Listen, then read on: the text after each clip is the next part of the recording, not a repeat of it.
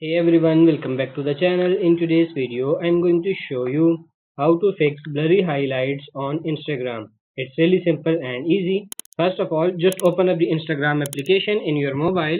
Now make sure the image or video you are using is in high quality.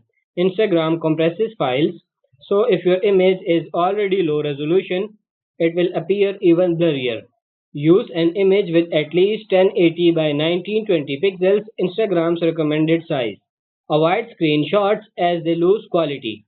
Next, save your images in the right format. Use PNG instead of JPEG for better quality and less compression. Instead of adding your highlight cover directly, first upload it to your Instagram story. Once it's live, then add it to your highlights. This will reduce compression.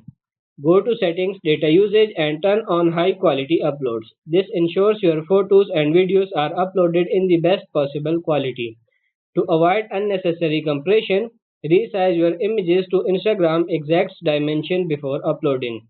You can use tools like Canva, Photoshop or Snapseed. If your highlight still looks blurry, use an editing step like Snapseed or Lightroom to slightly increase the sharpness before uploading.